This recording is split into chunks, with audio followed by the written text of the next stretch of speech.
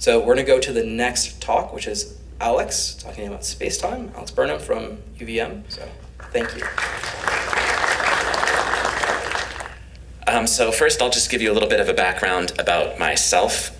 We all have different stories about how we found data science and got into programming and into this world. And I came via biology. So my undergraduate degree was in zoology. And I fell in love with my first statistics class, which I know not everyone says, but I really enjoyed it, and I just kept, eating that stuff up. And when I started my PhD, I stayed in the biology world. I love nature and I love the outdoors, and I also love computers. So I tried to find a way to bridge those two interests together. And so pretty much all of the work that I do from that point on has been kind of from a biological angle. That my PhD work was on transmission of viruses between bee species through shared flowers. So it was a combination of field surveys and working in the lab, molecular work, but then also mathematical modeling of disease transmission routes and things like that. So now I work with a group called Barracuda at the University of Vermont. It's a collaboration between UMaine and UVM through NSF EPSCoR, National Science Foundation EPSCoR. And the goal of Barracuda is to try to understand how natural systems, animals, plants, agricultural systems are going to change in the future with global climate change, and how those changes will influence human populations and the way humans interact with each other and think on them. So my specific part of that is to develop a high-level computational toolkit for cleaning and analyzing spatiotemporal data. You can imagine when we're thinking about climate change, a lot of weather, climate data are important, and time is, of course, a very important component to that too. So we end up dealing a lot with big data sets that have a spatial and a temporal component, and a lot more life science people and social scientists who have different programming backgrounds are becoming needing to use those kinds of data more often. So we wanted to create a way that kind of lowers the barrier of entry to dealing with those kinds of data issues. So for this talk, I'd like to just give a brief roadmap about what I'm going to cover here. So I'm going to do some background information, an introduction to spatiotemporal data. I'm sure a lot of us are familiar with it, but I just figured I would give a brief introduction of what that is and how it's often used. Then issues associated with working with spatiotemporal data, and then I'm going to introduce the spatiotemporal cube. And then I'm going to talk about the software itself, Spacetime. I'm talking about the workflow and the syntax, keeping in mind that this is very early on this software, and part of this talk is especially to get feedback and to see what everyone thinks about future directions and how it's working.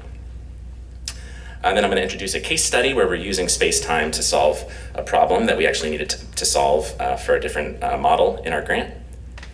And then I'll talk about some takeaways and some next steps for this. So a background on spatiotemporal data. All of the words you need to know are in that one word. So there's space, latitude and longitude. You can imagine other ways of encoding a point in two-dimensional space, x, y axes and things. But when we're talking about maps, like this choropleth here, lat and long are good ways of doing it. Of course, this is also a choropleth with the county level, so you could use county codes to encode the centroid of those counties. But let's just say lat and long. And you might measure some variable on that same space through time. So you have this time domain now. And you can imagine doing that, it increases the size of the data set, it increases the complexity. And if you're getting spatiotemporal data, different file formats, different things from different places, getting them together into one cohesive stack could be an issue.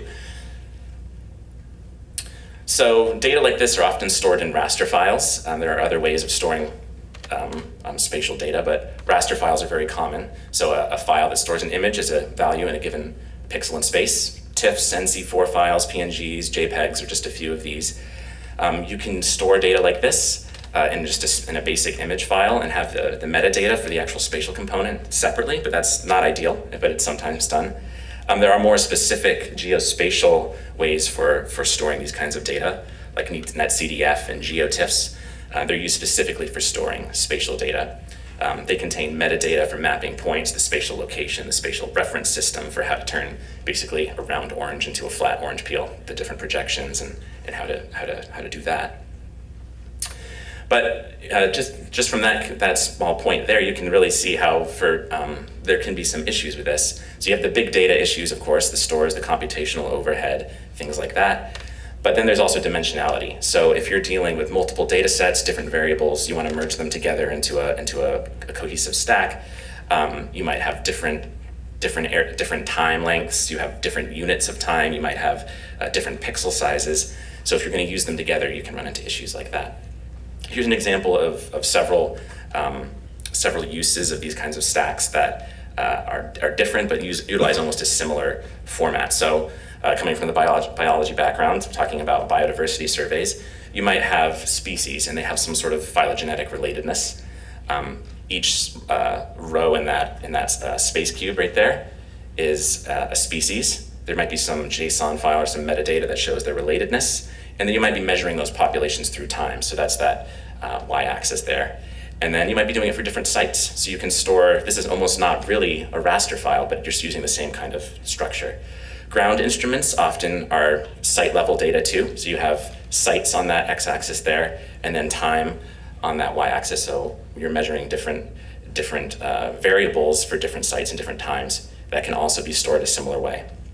And then remote sensing. This is where we start to get more towards that spatiotemporal cube that we're gearing up for. So you have, again, latitude, longitude, and time. So each y-axis slice is actually just a map that's being changed through time for some variable. So there's tons of different spatial reference systems, as I mentioned before, too, which can be an issue. So the way that you encode that round sphere into a flat projection and where things line up. If you have different systems and you want to merge those data together, they might not line up properly. There's going to be issues, and so that's a hurdle that needs to be spanned. And then there's the temporal and spatial alignment that I hinted at earlier too. Different times, different time domains, different units of time, and the alignment component. Each pixel needs to line up from one variable to another in the same exact spot. So the tools to solve these issues exist. There's many great tools for doing kind of trimming and rescaling for spatial data. Goodle is one of them. Raster.io, and a lot of them also have some issues with the time component. So you have to actually do this multiple times for different files at the time domain and then remerge them together. And some of these scripts can get kind of cumbersome. People in the geoscience world have their pipelines and everything can be done. But for users that Barracuda is trying to get to, the life science people, the ecologists who are starting to use more and more of these spatiotemporal data, we wanted to kind of lower the barrier of entry to that and create a much more simplified spatiotemporal platform that can be easily learned and easily utilized and get you right to the science. So just another quick talk about spatiotemporal cubes. They're ideal for storing spatiotemporal data. You have these axes here, these indexing axes, latitude, longitude, and time. And what we'd like to have is latitude, longitude, time, indexing for some variable of interest. So in this case, we could be storing temperature there. If you have a more complex data set, you might have multiple variables being stored there. You might have temperature, humidity, precipitation, all being stored in some sort of array of lists or something like that, or however you want to think about higher dimensionality in a cube. And that's what we'd like to have. That's kind of the clean data set. There's a lot you can do with that cleaned data set. You could have multiple variables from different data sets all merged together. But what we often have when we're starting out is something a little bit more like this. So here's just a quick and dirty example of 3 raster files. Maybe you have 3 time steps and they all came from different places. They have different grid sizes, they have different boundaries, they have different alignments. So what you would need to do is get them all to the same fidelity in terms of pixel size. You need to align them so that all of the pixels line up with each other. And then you need to crop them so they have a similar bounding box. And then you can create your spatiotemporal cube. There's a lot of work that goes into those steps, and it can take a lot of thinking and a lot of learning time to figure out how to use all these different softwares. And it's often a combination of 3 or 4 different packages to get it done efficiently.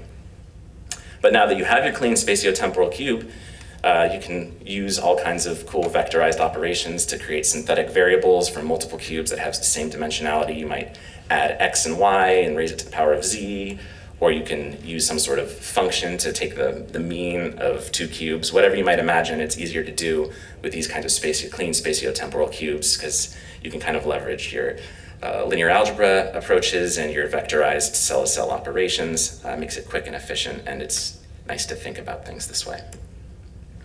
So that's what Spacetime aims to do. It aims to make that point of taking all of those disparate data sets with different file types, different reference systems, and easily get it into a clean spatiotemporal cube that you can then do your operations on. Like I said, we're kind of in the early stages here, and currently there's two versions. Originally, we were just going to do a Python version, but we soon realized that a lot of people in the ecology world use R a lot, and I use R a lot too for statistical analysis and some graphics work. So we wanted to create an R version as well. I'm really going to be focusing mostly on the Python version, but I'll touch on the R version a little bit. So the Python version is currently hosted on PyPI, and I encourage you to go check it out. It's still in its early stages, and we're constantly working on it and developing it, but we would love to get feedback. Information in the API can be found at this link here. It's currently called the Theme 3 Lab Notebook, but it has tutorials, it has example scripts, it has installation information, a lot of different documentation. So I encourage you to check it out for both versions. So it's written in Python and based in Google. The R version is installed via GitHub, and it's used in RStudio with R syntax, or it can be used any way you use R, but it's an R syntax that's built on the reticulate package. So Python is running in the background, and reticulate is returning R objects into your R environment. So you're actually using R objects, it's not running Python specifically in an R environment. It's updated less frequently than the Python version currently, but it's completely operational and all the documentation is up to date. But what we've been doing is working on the Python version, getting features added to it, fixing things, and then when we get to a good stable spot, then we'll release it into the R version. So here's some of the high-level capabilities that Spacetime currently has. The first one is reading in common raster data types. It can read in pretty much all of the common ones that are used and a lot of uncommon ones as well. It can rescale files to common spatial reference systems and grid sizes with lots of different options and parameters and different ways of actually increasing and decreasing pixel size. So nearest neighbor, sum, all of those things are integrated. It can trim data sets to the same bounding box, either through some defaults like a union or through actual specified bounding boxes from latitude and longitude, corners and dimensions, or shape files. It can select and rescale data along the time dimension. So you imagine if you have a stack that has monthly data and you need to expand it to yearly data, or you have yearly and you need to go down to month or to day or any other unit of time, it has those capabilities while preserving the spatial data set. And then we have this really fun function called the cube smasher. And the cube smasher allows you to use any kind of mathematical operation between cubes, or you can introduce scalar objects or any other kind of matrix that you would want to do some sort of linear algebra with, but any kind of mathematical operation between cubes and other data structures can be done with that function, as well as other functions. You could pass cubes into other functions with that function, or user-defined functions. So if you wanted to take the mean of two cubes as the most simple example, you can do it with that function. We can also return cubes as a tabular format, as like a data frame, a pandas data frame. A lot of plotting software is really much happier with that kind of format. So if you want to go from that kind of cube array thinking back to table thinking, tabular thinking, you can do it that way. And then plotting cubes spatially or temporally. We have plotting functions in there as well. They're not necessarily graphics ready. They're more exploratory figures. So a way to kind of dynamically look through your data graphically and make sure that the changes that you're making along the way are actually doing what you want them to do. So I'm going to talk a little bit about the Spacetime workflow. It's a little unique because we have these two kinds of objects, and there's a transition period where it goes from one to the other. So I'll just walk through that. So starting with your unprocessed raster files. These are files you might have gotten from NASA or CHELSA or DAMET. They can be in any format, and you'd like to use them together. You'd like to have them in one cohesive data set, but they're currently not fun to let you do that. So our first function here is we're going to read the data in. So reading the read data function will take your unprocessed raster files and create a Spacetime file object. This object is kind of a list of these files, and it extracts all of the data and all of the actual metadata associated with them. So this is a great point where you can start to query those objects. There's a lot of methods with these objects that allow you to figure out what spatial reference systems you're dealing with in each file, what are the dimensions of each of these files, and what are some other things that you might want to know. What's the temporal? If there's a temporal component in one of the files, like a netcdf4 file, how many time slices do you have, and what units are they in? Things like that. Pixel sizes. Now that you have those data sets and you kind of understand more about what's in that stack, you can start to leverage your alignment and trimming functions. So this will take those file objects and it will align them spatially. You can specify what the master pixel size is going to be for all of those files, or you can utilize the minimum or maximum, let a default take over, but you can specify all of those things. And then trim them to have the same bounding box, either through a shapefile, through lat and long corners, things like that. So now you have this clean file object. All the files now in that object should have the same dimensions, the same spatial reference systems, same pixel sizes. And now we're going to actually create the cube. So there's this function here called makeCube, which does exactly what it says on the tin. It creates a Spacetime cube object. This makeCube function takes a lot of parameters that will allow you to specify how those files are actually being converted into that cube. Are each file a time point?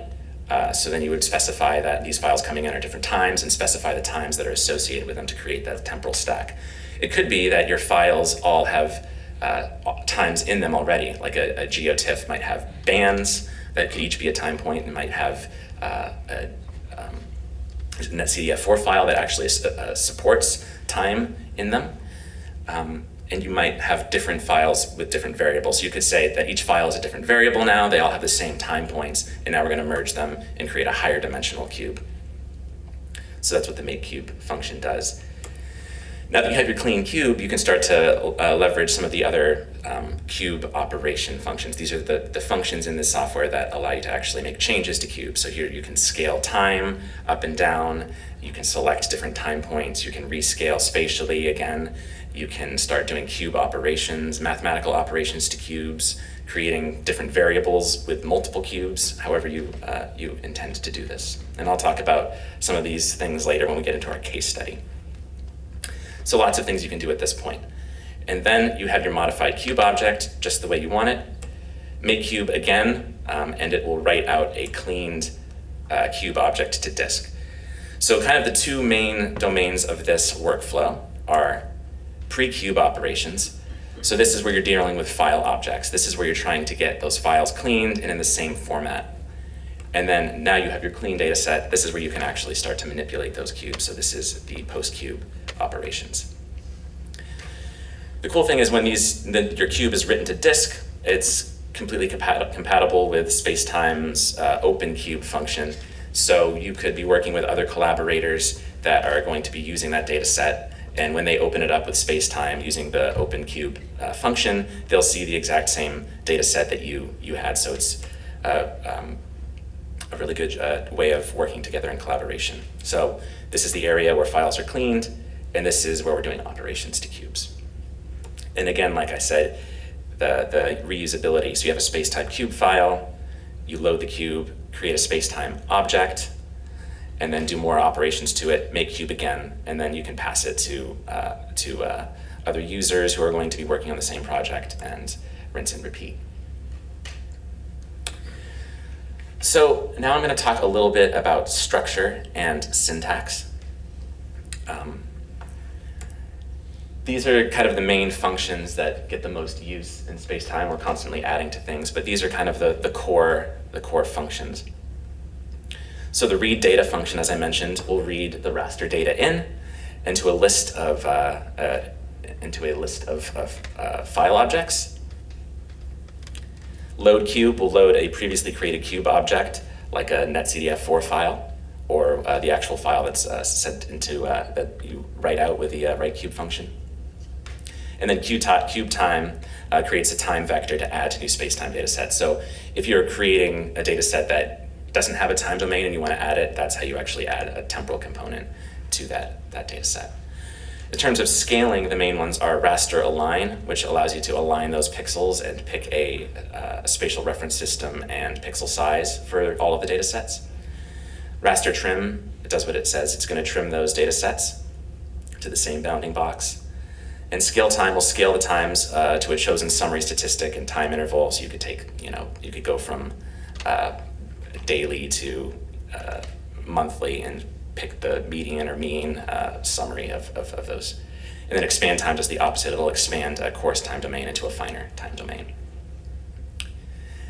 Then we have selecting functions for selecting time. We have this cube smasher function, plotting cubes to data frame. That'll obviously turn a cube into a data frame. And then making cubes, which is the actual writing a cube to a disk, and write CSV if you wanted to write it out as in a tabular format. So you can see what we've done here is kind of, there's a lot of power and a lot of other software for doing very coarse, very fine-tuned things. What we've tried to do here is pick a concise set of powerful functions that have smart defaults that allow you to really get those disparate data sets into shape and get right to the science. So each object also has a set of methods associated with it. This is how you can query things. So you can actually look up the EPSG codes, the spatial reference systems, what units are being used. So this is kind of the querying point here. So I'll go through a quick example of a Spacetime script. So here we have our raster files. We have 3 TIFFs, file 1, file 2, file 3. And we're going to use the read data function. So we just read in data and create a data set. This will create a data set object, a file object. Now we're going to utilize our raster align function. So our data set is going to be set to data, and then we'll use the minimum resolution. So this will scale everything to the smallest pixel size that any data set included in DS has automatically. And then the algorithm to actually do that transformation is the sum algorithm. There's, I think, like 30 or 40 different algorithms that can be used, including nearest neighbor, which is actually the fastest one. It might depend on what you want to do. So if you're looking at species abundance, thank you. Species abundance data, it might make sense to sum them, because you're actually looking at if you're going to a bigger pixel size, you want to know how many individuals are in that cell. Now that we have our aligned data set, we'll trim it. We can use the intersection method, which will take only points where those data sets overlap. And then we'll make our cube. So here we're going to say that the files are all different variables that already have time associated with them. So files to var, and then the bands will be time. So the bands within each data set are bands to time. That'll actually set up the cube so that we have a d-dimensional cube that has long time, and then any number of variables that are associated with them. So I'm going to talk a little bit about this case study here. So in Barracuda, we're working a lot on agricultural models. One of them is a crop model, which is an agent-based model that is trying to predict crop yields in future climate environments, and it runs on a daily data set. Okay, I definitely won't go for a full hour because I really want to open this up to questions, and since this is a new software, but I do have a lot more slides. So to do this, we have to find a way to take a future climatology, which is usually at a monthly scale, and then find some way to bring it into daily data that we can actually use in this model. So these data sets might be things like April rainfall, temperature, soil pH, and we have ways of rescaling them into a future climatology. So I'll show you how we do that. We start out with two data sets. The two kind of best places to find these data are CHELSA. So CHELSA is future climatologies. So our CHELSA data set, just for this example, is max temperature. It's monthly, and it's a future climatology that predicts what the climate will look like in the 2030 to 2040 span. The extent is 12 months, and the boundary is the world. So it's a world level data set. And the EPSG code for it is 4326. There's hundreds of these, and they just encode a different spatial reference system. This one, 4326, uses degrees for its pixel size. So the pixel sizes are 0.008333 degrees, and the file type is a geotiff. Its dimensions are about 43,000 by 21,000 by 12, so those 12 months. DayMet is daily weather temperature. So we can have that same maximum temperature. This is an example of past weather from 2019. And its time scale is daily. Its time extent is 365 days, so you got a full year for 2019. And its boundary is North America. It has a different EPSG code. This one is in meters, so 100 or 1,000 meters for each pixel. And it's stored as an NC4 file. Its dimensions are 2,700 by 8,000 by 365. So you can see that we have these two very different data sets, and we want to use them together to create a future yearly or future daily data set for maximum temperature that might exist in that time point between 2030 and 2040. The way we do this is known as the delta method, and this is the entire workflow for it. It can be kind of complicated, so I'm going to break it out into smaller chunks. The first point here is to rescale the data and calculate monthly averages. So here we have the original CHELSA data. Remember, these are monthly data for climatologies between 2020 and 2040. We're going to take the parameters from that data set, so its bounding box, its spatial reference system, its pixel size, and use those to rescale this original daily DayMet data to have the same spatial alignment, the same pixel size, the same bounding box, etc. So that will give us a rescaled DayMet data set for maximum temperature. So the DayMet data will still be daily, but it'll be rescaled to match the pixels of that CHELSA climatology data. Now we need to calculate the monthly averages. So we take that DayMet data and convert it from daily to monthly using an average, a monthly average. So that gives us our monthly DayMet data. We take our original CHELSA data and we subtract the monthly DayMet data from the CHELSA data, and this gives us our deltas. These are the differences between the climatology and the estimated weather data for each month. Now that we have those deltas, we'll expand it to 365 days just by repeating it monthly. There are other ways to do this, but just because we're testing the software, I figured it was good to try to expand back out from monthly to daily. So we have daily deltas now for maximum temperature.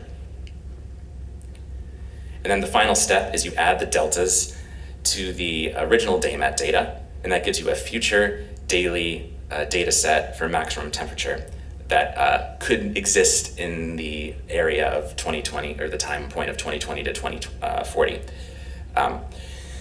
So this is the workflow that we tested, and you can see it's kind of complicated, and it's a lot of manipulations of these big data sets. So what we end up with at the end of it is kind of a scenario. So what we'll do is if we take past weather data sets, in this case we took maximum temperature for 2019, if that was a wet year for a certain region, we might want to say this is a wet year scenario, and then we'll use that year to give us the stochastic wetness with that shifted future climatology kind of added on. So this is the case study, and we tested it on a few different platforms just to see how Spacetime fell, because we didn't want to be slower, we didn't want to be more cumbersome to stuff that's already out there. So we basically coded this up in 3 platforms. Here's what this looks like in Spacetime. So lines 5 through 8, we're just kind of reading in those 2 data sets. One of them is just a list of TIFFs, so they're all individually, each month is an individual TIFF file. And then the NC file is one file that has all of the days built into it.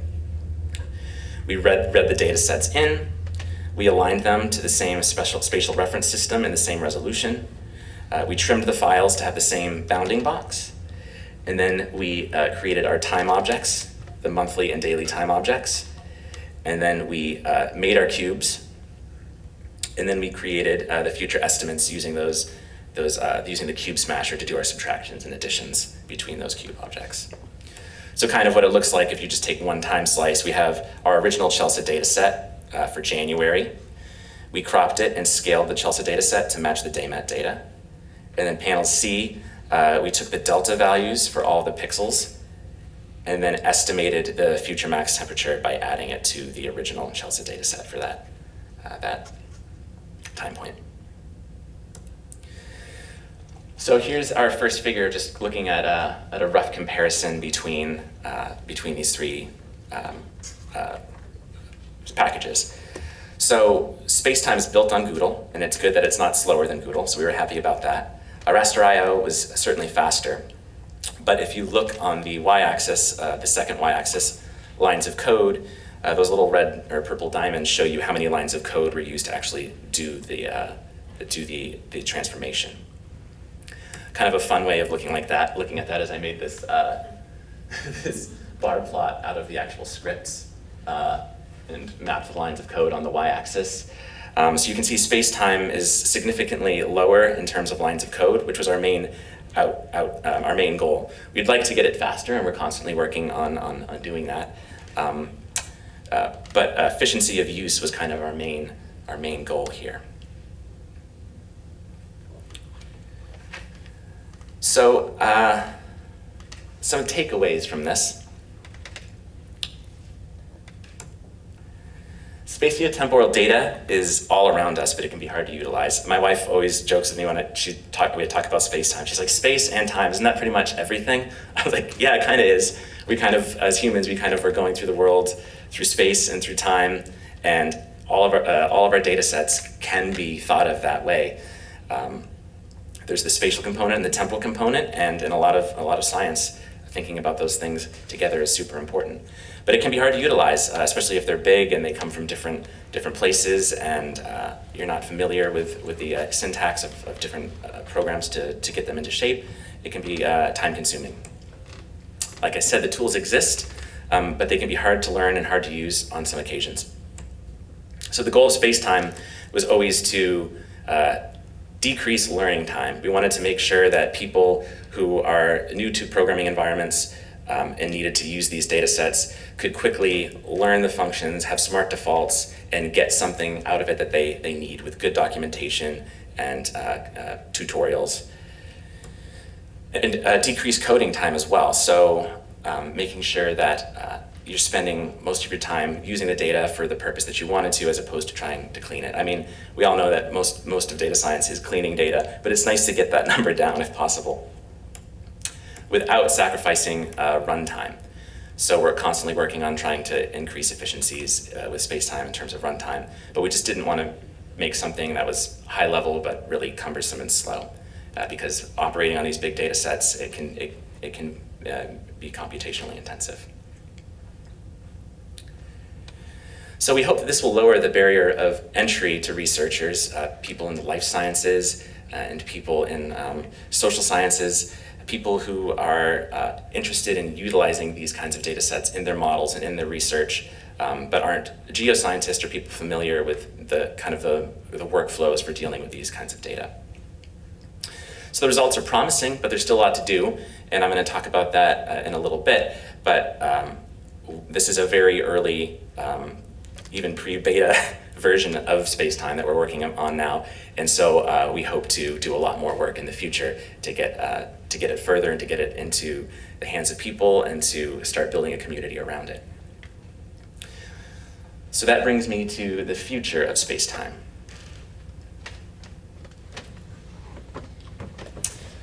So software is never finished, so like I said, we're continuing development on both versions of Spacetime. But apart from the coding, we want to actually start to get this out into the public. So Barracuda is a National Science Foundation grant, an EPSCoR grant, and so we really focus on academic publications in that project. So we are working on a methods and case study manuscript for publication around Spacetime. We're aiming for ecography, which we thought was a good fit, if anyone's heard of that journal. But we don't want it to be just for ecologists, even though this is an ecology-focused grant. We feel like Spacetime could be utilized by many different groups of users. So we're currently in the process of submitting an NSF POSE grant, a phase 1 grant. Pathways to enable open source ecosystems, if anyone's heard of this call. It's really cool because it doesn't, even though it requires software to be in some stage of development, it doesn't require it to be out there and ready to go. Its goal is to help develop the open source ecosystem around that core software. So we felt like it was perfect for Spacetime because of the place that we're at. We have something that works, but we want to be able to build a community around it, get people to start running with it, and create a true open source ecosystem around it. And so this is something that we've been working really closely with Verso and Kendall at UVM on, and we're collaborating currently on this grant proposal and hopefully a lot of other things in the future. Some other things that we want to work on together are, in addition to developing the user bases, are doing things like skill building and boot camps and hackathons.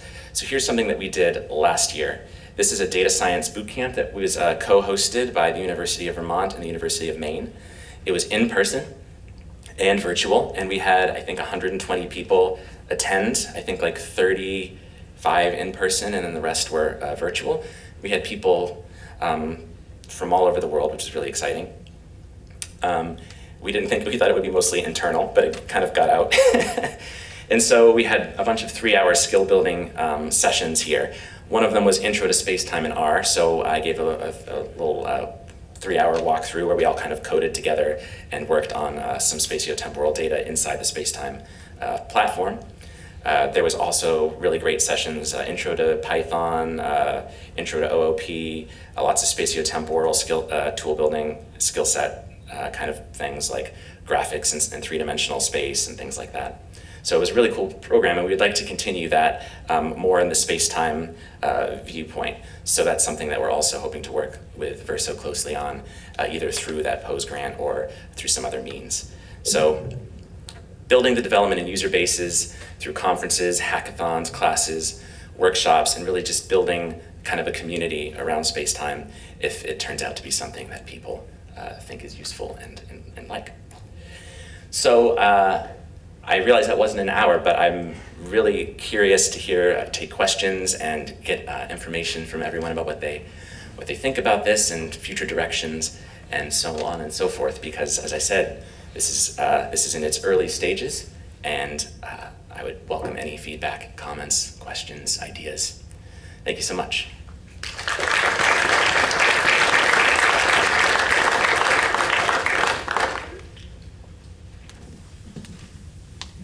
Thank you, that was really interesting. I have, I think, a two-part question. The first part being, what does it look like when you export it as a data frame? Is it just a very long data frame, so it would have a timestamp that long? And the second part being, if that's already what your data looks like, do you see any benefits of converting it to this cube? Are there any benefits if your data is already in kind of a data warehouse structure to using the cube?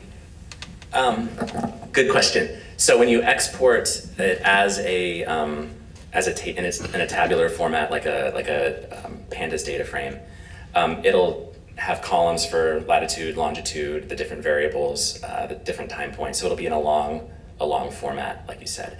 In terms of, so we find that to be a useful way of dealing with things for libraries that you're going to like make graphics ready or publication ready graphics with that tend to like things in that tabular format. But for actually doing operations on the data set, we find that the cube structure is more efficient. And I think there's two schools of thought on it. I mean, array thinking versus table thinking. But just for those kinds of cube operations where you're multiplying cubes or you're trying to create synthetic data sets from other existing data sets, just kind of the way that we thought about it was in those temporal spatial stacks. But you can go back and forth however you like.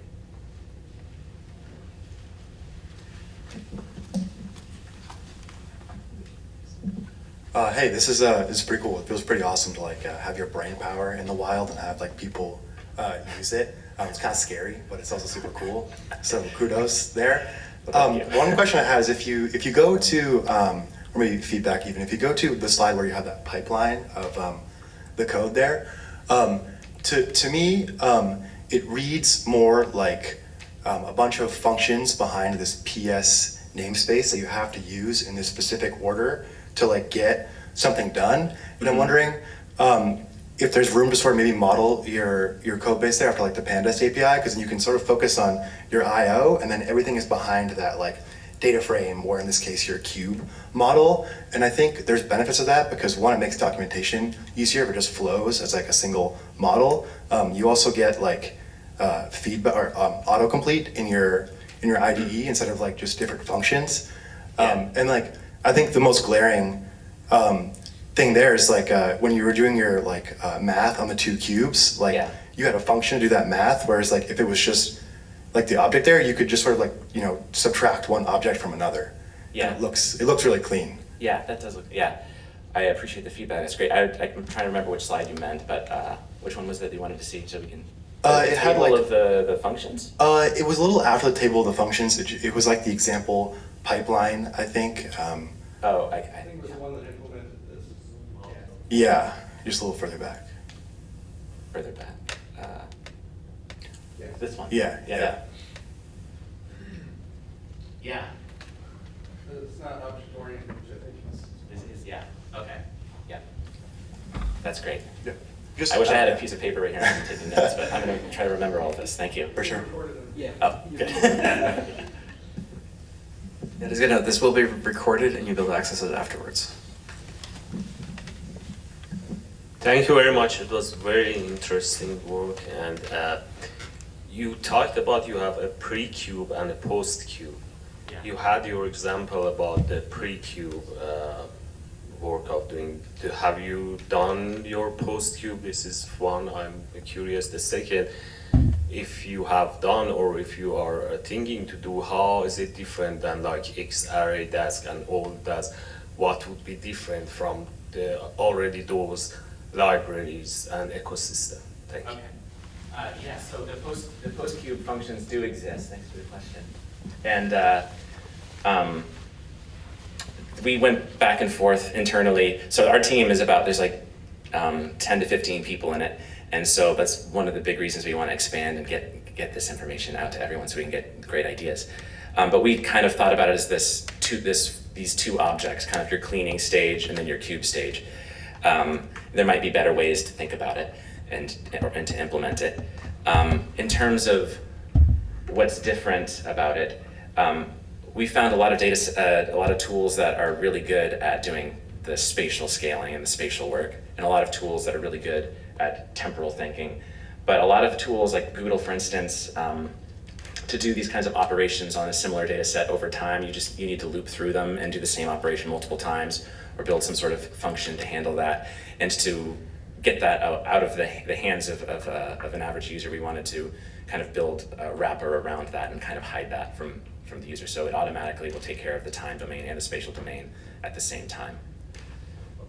Sorry, my question was that because I feel like X-array already does that. Oh, X-array and DAS. And what makes this one different than that?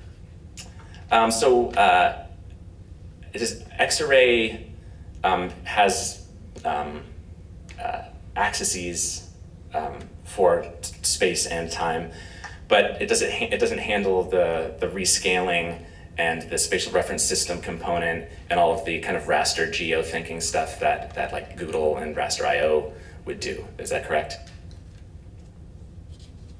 I believe so. I feel like that will be a pre-cube, but after cube, post-cube, you have your cube ready and already you can... Yeah, then it can fit right into X-array at that point. So the pre-cube, yeah, I see what you're saying. The pre-cube component is kind of where Spacetime is different, because that's getting all those data sets cleaned and ready to go into that format. But we actually do use X-array under the hood to actually store those, because it's really the best way to store a cube that has spatial and temporal components. So I get your question out. We're on the same page now. Thank you. I was wondering if you could speak a little bit more to the cube file format. Is that something that you guys created? Is that something that would get pushed upstream if it doesn't exist? Which slide? Oh, just the cube file. Your NC4 format. So there's a native data structure that you're able to kind of store to file and then pull back out? Yeah, That you refer to as file. it's NC4? Yeah. Okay. That format then is just, do you guys add anything special to that, or is that? We have it kind of set up so that it defaults to a certain spatial reference system, or user-specified spatial reference system. But yeah, it's mostly just a really flexible way of storing d-dimensional data. So the file is set up by the way you set up the cube, and it'll automatically populate the NC4 file to fit that space. But it's not too much different from any other NC4 file.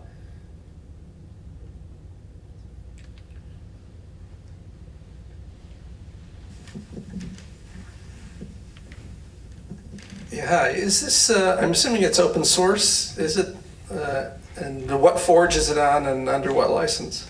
So that's all the future stuff that we're working on. So this is really early, and we're actually working on setting up governance around it and trying to build an open source community around it. We do hope it is open source, but we don't have the user base there or the community yet. It's all being done internally with our NSF grant. So this is kind of our first introduction to the world and starting to work on building that. So Verso is helping us with that. And also we're working on collaborating with and getting an NSF POSE grant hopefully in the future, which is designed to actually take software from the stage that this is in and get it to that point. Okay, so it's not like online on GitHub or somewhere? Well, you could download it from PyPI and you can use it, but it doesn't have like the open source community around it yet. It's just me, kind of.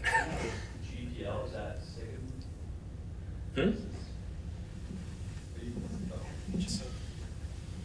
You currently have it up on GitHub as GPL. Yeah, I think so. Is that the plan going forward? We're not sure. We're going to talk about that and think about it, but I think so. Okay.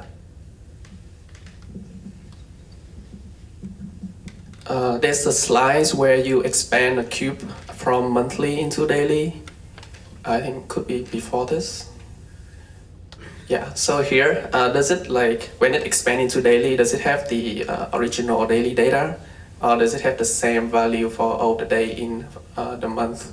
Yeah, this one has the same value for every day in the month. When you do that, it just makes the cube operations better, but it's not the most efficient way to do it. We wanted to just kind of test a lot of different, since it was a case study and we were looking at kind of, the computational overhead of it, we decided to shrink the cube down, re-expand it. But yeah, every slice in here is repeated data for the month, so we would actually, there's better ways of doing that for sure. So the original data also have the same. The original data also have the same value for all of the days in a month. The original CHELSA data, which are the climatologies, are only at the monthly level. So when you get a climatology, you can't get daily climatologies.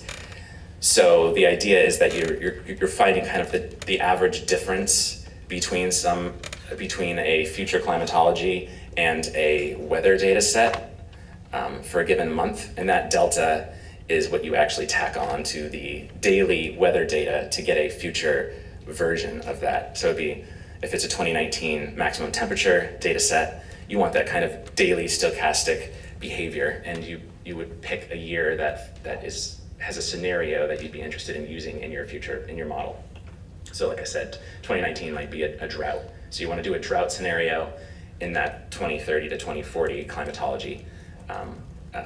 That's how you would do that. Thank you. Yeah.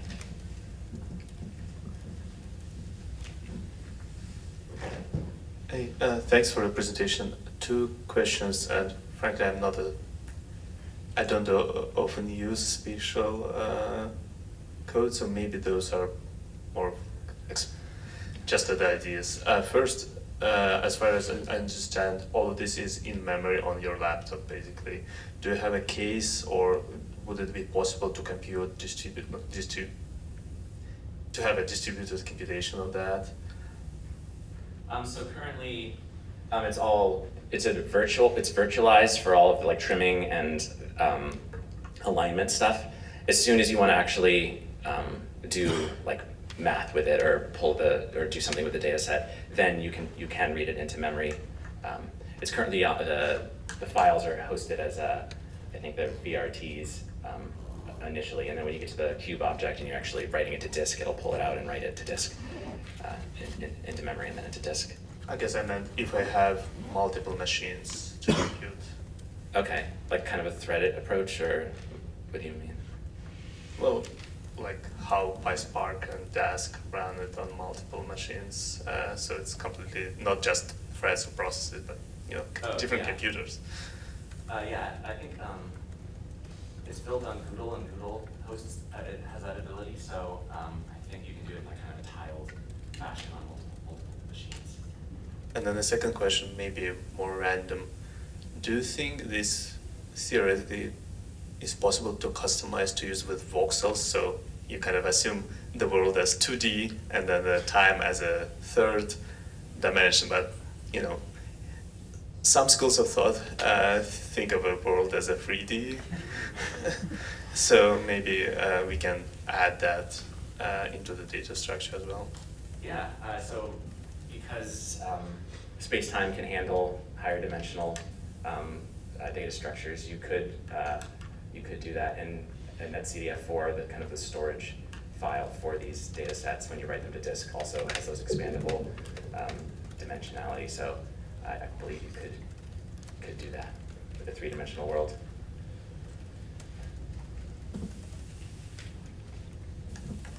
Thank you. Can you talk about the trade-offs that you're making? You had the slide, the bar chart of the code length, which I thought was both cute and very good. Thank you. There's always a trade-off, right? Yes. You usually have a lot of control on the left side with the Google thing and less with Spacetime, but can you talk about your design decisions and the trade-offs you made there? Yeah, so you're very right, and we wanted to find a balance between kind of power and being able to handle lots of different use cases, but also have that simplification, which was kind of the goal of Spacetime. We found like the most common uses. There's a lot of spatial data scientists in our Barracuda grant and our team. And so we came up with a list of like the common things that people are trying to do with these data sets. And we wanted to make those things as easy as possible. Kind of one of the trade-offs is, you can see even in this figure, the length of the code, even though there are fewer lines, is longer. So there's lots of additional arguments for making those tweaks to handle different scenarios. But the majority of them are set to a smart default. So you can, in theory, get away with 80% of these kinds of cleaning stages with very short lines of code with the defaults in the background. But there's lots of arguments that are associated with each function for making those tweaks. That said, it's still not as powerful as just using Google and writing a 300-line script, getting every single parameter under your control. But for a large number of use cases, it's definitely more time efficient in terms of its use. So in most cases, most things can be done with Spacetime, and there's quite a few parameters that you can dig into in the API to make tweaks to suit your use case.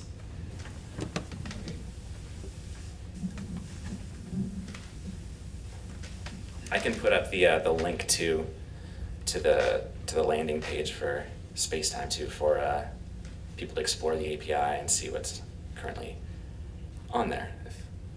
One question.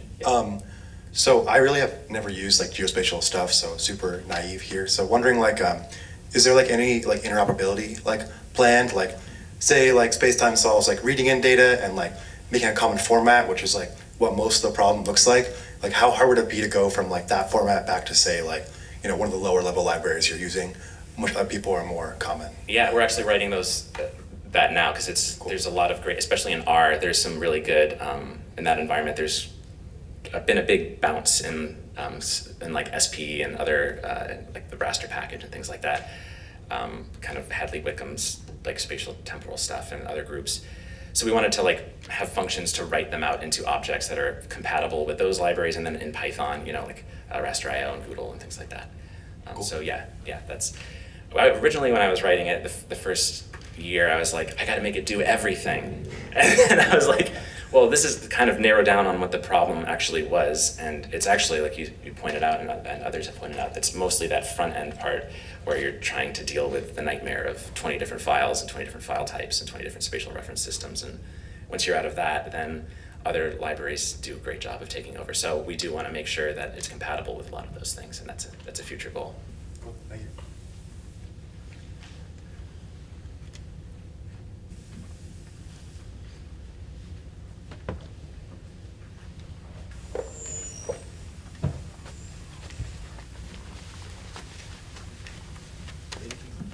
Thank you. I have never worked in Spacetime, so this might be a very naive question, but I'm kind of wondering what are some of the commercial applications you have seen of spatiotemporal data or in the world, just generally?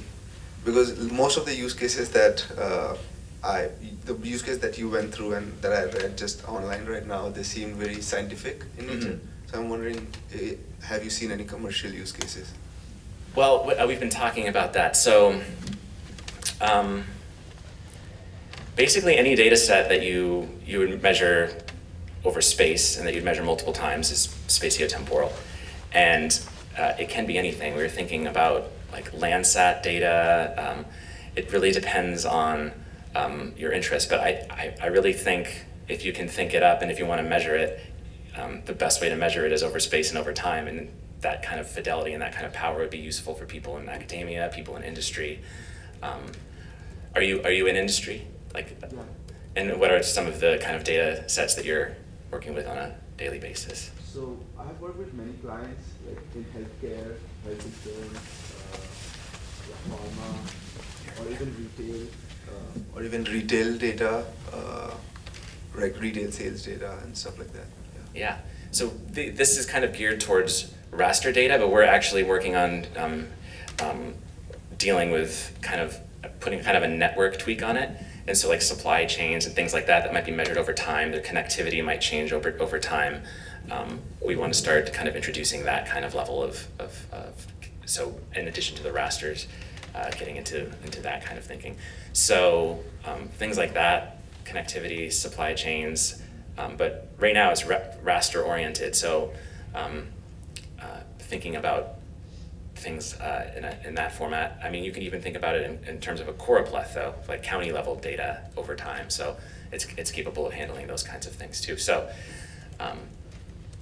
yeah, I think it knows spatiotemporal data doesn't really know any bounds until we understand more dimensionality, and we can add even more dimensions to that. You know. Thank you. Yeah, it sounds like a great conversation over the break.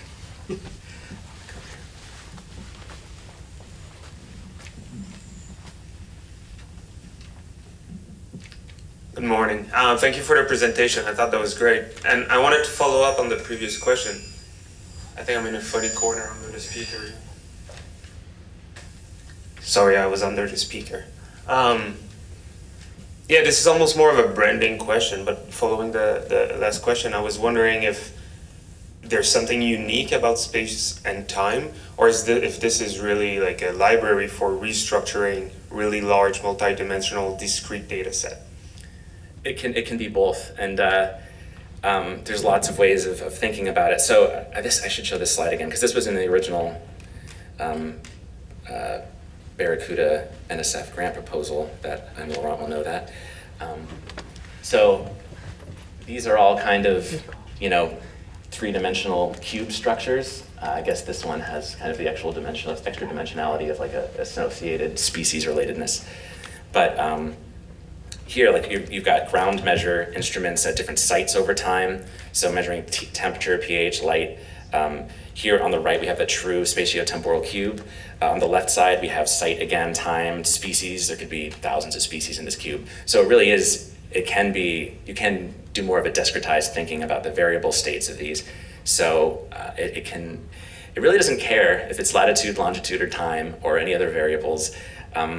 It's pretty flexible in that sense. But it's called Spacetime, so. Hello. Hello. Thanks very much for your talk. I was wondering if you could elaborate a bit on how you go about identifying the need for a package that is, you're doing things that are possible, albeit harder in other existing packages. So how do you identify that this is a roadblock for people? And then how do you make that case to funders to get a grant to work on this? Well, so the original grant had identified that use case, especially in the world of ecology, and I think it was kind of from attending ESA conferences and things like that, and starting to talk to people more about the kind of data sets they're using, and the struggles with not necessarily being a programmer and having to figure out how to do this stuff. So in the grant, we focused on that part of building this toolkit.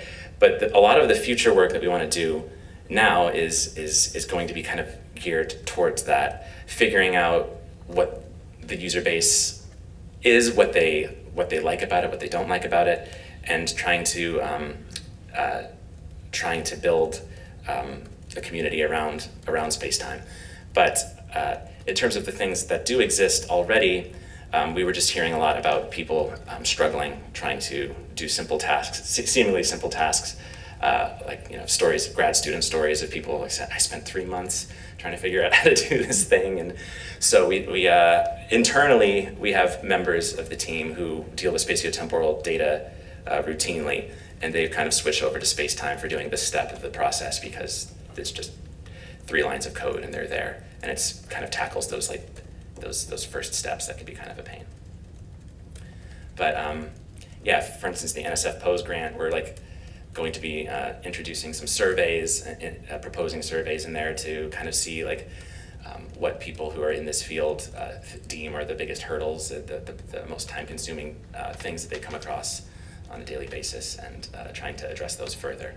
So like I said, Spacetime's in its early stages, and it's still very malleable, so we want to make sure that it fits into its niche properly going forward.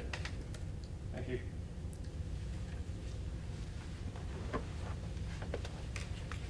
I want to thank Alex for presenting. Thank you for all your questions.